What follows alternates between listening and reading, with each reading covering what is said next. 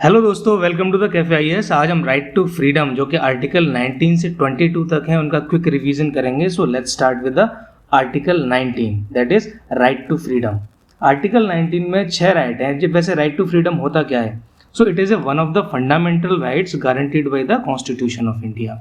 यहाँ पे जो गारंटी किए जाते हैं rights that is essential for citizens to live a life of dignity. So these rights are available only against state.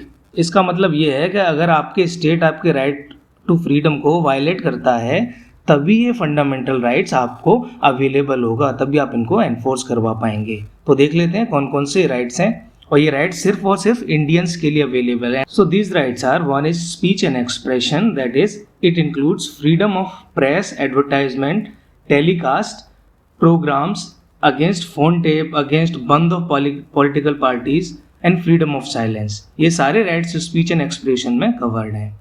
Assembly में क्या होता है? देखो, असेंबली का मतलब क्या होता है? पब्लिक मीटिंग, रैली, डेमोन्स्ट्रेशन, और लेकिन ये सारे होने चाहिए पब्लिक लैंड पे। किसी की प्राइवेट प्रॉपर्टी में जाकर आप ये राइट्स क्लेम नहीं कर सकते हैं, right? So and also this assembly should be peaceful and without arms. ठीक है। तीसरा, इसी राइट टू फ्रीडम आर्टिकल 19 का तीसरा पार्ट है राइट टू एसोसिएशन, यानी कि आप किसी भी तरह की एसोसिएशन या यूनियन बना सकते हो, कोऑपरेटिव सोसाइटीज़ बना सकते हो, पॉलिटिकल पार्टीज बना सकते हो, ठीक है, कंपनी, पार्टनरशिप फर्म, कुछ भी बना सकते हो। साथ में इसमें यह भी प्रोविज़न है कि कोई भी एक इंसान है वो आपको किसी पार्टी को ज्वाइन करने के लिए फोर्स नहीं कर सकता। ठीक है, इसमें ये भी प्रोविजंस हैं। ठीक है, बाकी और आर्टिकल्स की बारे में बात करते हैं। इसी आर्टिकल में और भी प्रोविजंस की बात करते हैं, that is right to movement, right to residence and right to profession. Right to movement में क्या कवर होता है कि आप कहीं भी एक जगह से दूसरी जगह पूरे इंडिया में आप मूव कर सकते हैं। ठीक है, क्यों मूव कर सकते हैं? Because India is one territory, India is one, we share the common identity of being in Indian. हमारे पास सिंगल सिटीजनशिप है, राइट?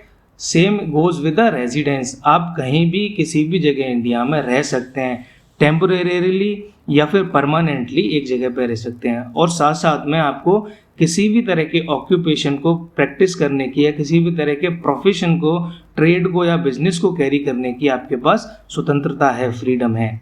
ठीक है, सो ये राइट है प्रोफेशन का, it is related to the right of livelihood. इसमें एक चीज देख लीजिए, स्टेट प्रोफेशन के केस में कुछ टेक्निकल या प्रोफेशनल क्वालिफिकेशन को मैंडेटरी कर सकती है। For example construction of bridges, तो उसके लिए सिविल इंजीनियरिंग में ग्रेजुएट डिग्री की अनिवार्यता हो सकती है। Also state can prohibit immoral trade या डेंजरस ट्रेड। इमोरल ट्रेड में क्या होता है? ट्रैफिकिंग। डेंजरस ट्रेड में क्या होता है? Chemicals, explosive, other drugs, right? तो इन ट्रेड्स के लिए स्टेट लाइसेंसिंग भी कंपलसरी कर सकता है, राइट? इसके साथ साथ देखिए, एक आर्टिकल और हुआ करता था, आर्टिकल इस 19 में एक प्रोविजन और हुआ करता था, that is right to property. लेकिन बाद में एक कॉन्स्टिट्यूशनल अमेंडमेंट एक्ट आया 44th 1978 में आया था। इसने उस फंडामेंटल राइट को डिलीट कर दिया और उसको कहाँ शिफ्ट कर दिया? 300A में। यानी अभी right to property constitutional right है, फंडामेंटल राइट नहीं है। और ये सारे rights are subject to reasonable restriction. इसका क्या मतलब है? These rights can be denied in certain conditions. कौन कौन सी कंडीशन में? जैसे पब्लिक ऑर्डर हो गया, इंडिया के सिक्योरिटी या इंटीग्रिटी के लिए कोई एक्टिविटी थ्रेट है, या शेड्यूल्ड ट्राइब्स के इंटरेस्ट थ्रेटन हो रहे हैं, या फिर जनरल पब्लिक के जो इंटरेस्ट हैं वो इम्पैक्ट हो रहे हैं। तो ऐसी कुछ कुछ सर्टेन कंडीशंस हैं, उनमें आपके इस राइट को डिनाई किया जा सकता है। So these are reasonable restriction, these rights are not absolute. इनको कैसे याद रख सकते हैं? देखिए, आपको एक स्टेटमेंट याद रखना है, snacks are available on MRP। Snacks से क्या हो जाएगा? Speech and expression. Are available यानी ए से क्या हो जाएगा? Assembly and association. On is silent.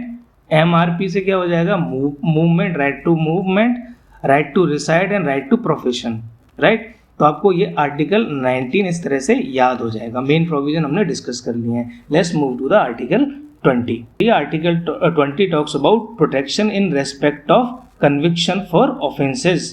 तो इसमें मेनली 3 प्रोविजन है। देखिए, ये कोई भी इंसान अगर किसी भी तरह के ऑफेंस के लिए अक्यूज्ड किया गया है तो उसके लिए क्या कहा गया है इस आर्टिकल में, that person should not be punished excessively and arbitrarily, यानी उसको अपनी मर्जी से कुछ भी पनिशमेंट नहीं दिया जा सकता, उसके लिए भी कुछ प्रोविजंस हैं, उसके भी कुछ राइट्स हैं। तो इसमें 3 मेन प्रोविजन है। No ex post facto law, इसको समझते हैं। आज आपने कोई क्राइम कमिट किया है और आज के समय पे कोई लॉ फोर्स में, उस लॉ के हिसाब से ही आपका कन्विक्शन होगा, ठीक है। लेकिन देखिए ये लॉ सिर्फ क्रिमिनल केसेस के लिए अवेलेबल है। अगर कोई केसेस सिविल टाइप के होते हैं उनमें ये वाला प्रोटेक्शन आपको अवेलेबल नहीं है। समझते हैं कि जैसे अभी जुलाई 2021 है, जुलाई 2021 में आपने किसी एक इंसान ने चोरी की है, ठीक है, और चोरी की पेनल्टी अभी लॉ में क्या है, जो एग्जिस्टिंग लॉ है उसमें है 10,000 रुपीज़ एंड 1 साल की प्रिजन है, 1 ईयर की प्रिजन है, ठीक है। अब केस चल रहा है, अचानक से 1 अगस्त में लॉ आ जाता है जिसमें कहा गया है कि जिस किसी भी इंसान ने चोरी की है, यानी 2015 के बाद से जिस किसी भी इंसान ने चोरी की है उसको क्या किया जाएगा, उस पर 2 लाख का फाइन रखा जाएगा और 3 साल की सजा दी जाएगी, प्रिजन दिया जाएगा उसको।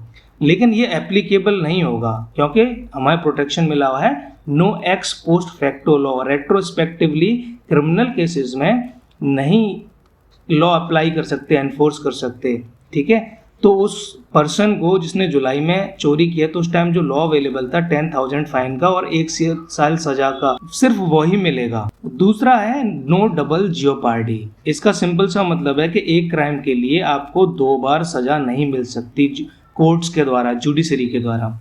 इसका एक इम्प्लीकेशन ये है कि प्रोसीडिंग जो डिपार्टमेंट या एडमिनिस्ट्रेटिव अथॉरिटीज़ हैं उसके वो आपको सजा दे सकती है, क्योंकि it talks about the punishment related to judiciary, यानी जुडिशरी आपको एक चीज़ के लिए सजा नहीं दे सकती, बट डिपार्टमेंट और आपका एडमिनिस्ट्रेटिव अथॉरिटी आपके खिलाफ प्रोसीडिंग्स ले सकते हैं दोबारा, ठीक है। तीसरा है नो सेल्फ इनक्रिमिनेशन, यानी किसी को फोर्स नहीं किया जा सकता कि अपने खुद के खिलाफ गवाही दे वो, ठीक है। लेकिन इसमें कुछ एक्सेप्शंस हैं, जैसे कि अगर कोई डॉक्यूमेंट प्रोड्यूस करने की रिक्वायरमेंट है तो उस पर्सन से कहा जा सकता है कि मुझे वो डॉक्यूमेंट चाहिए, thumb impression, blood specimen, signature, इस तरह के रिक्वायरमेंट है उस केस में, तो उस केस में उस पर्सन से डिमांड की जा सकती है।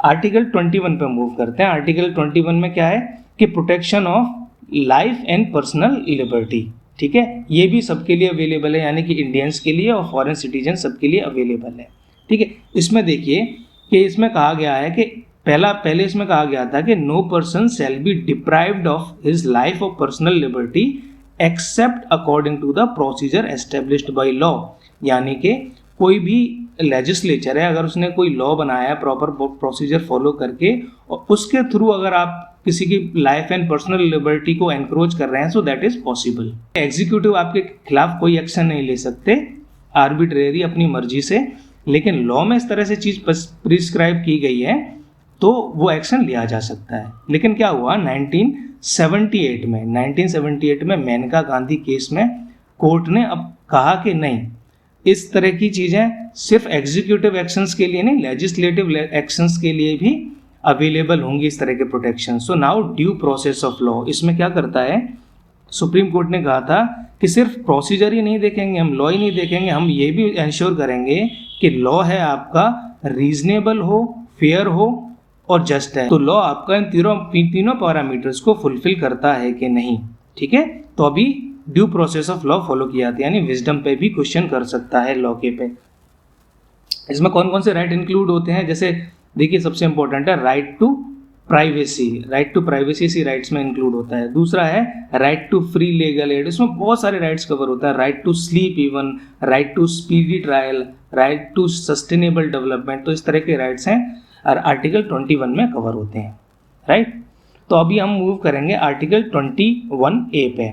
तो right to education, right to education बहुत सिंपल है, केस को 86th कॉन्स्टिट्यूशनल अमेंडमेंट है 2002 का, जो स्क्रीन पर आपको दिख रहा है, उसके थ्रू इम्प्लीमेंट किया गया था, लाया गया था, ऐड किया गया था। तो इसमें कहा गया कि स्टेट की ये ड्यूटी होगी कि 6 से जो भी 14 ईयर्स तक के जो बच्चे हैं उनको free and compulsory education provide करवाना, ठीक है। तो ये इसका मतलब है एलिमेंट्री एजुकेशन की जिम्मेदारी सरकार की होगी, करेक्ट। अभी आर्टिकल 22 की बात करते हैं। ये article 22 provides protection against arrest and detention.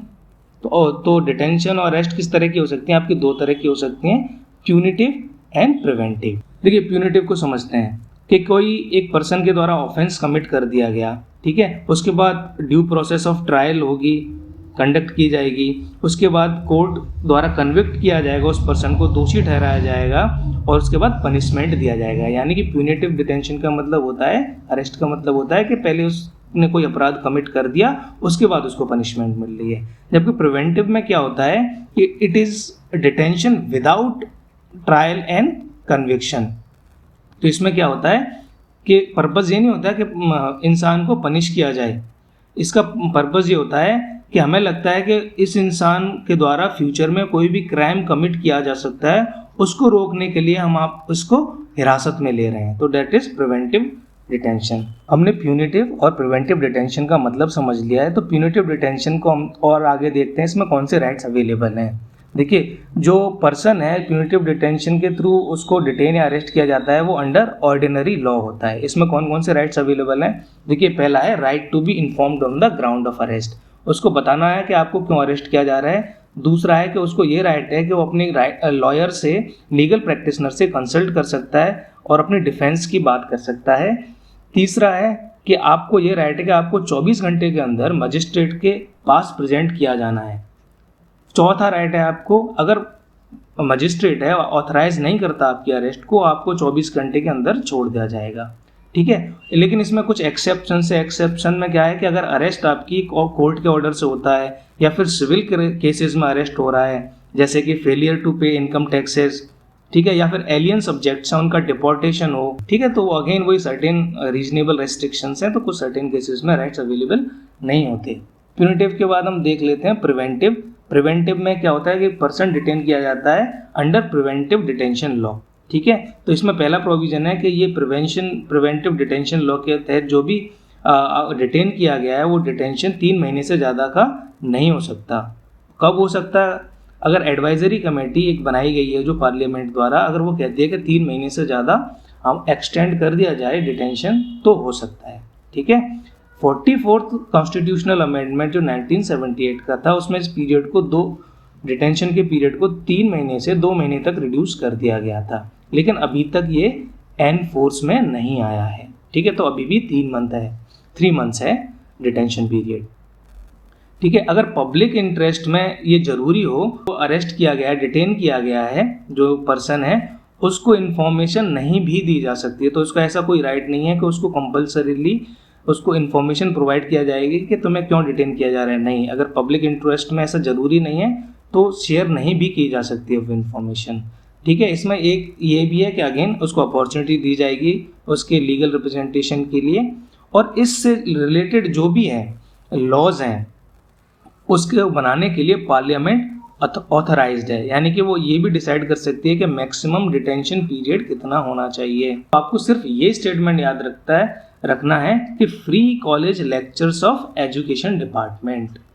क्या है? Free college lectures of education department. आप कनेक्ट कर सकते हैं कौन कौन से राइट्स की बात करते हैं। फ्री से freedom, conviction, life and liberty, education and D for detention and arrest. So thank you very much for being with KFIS.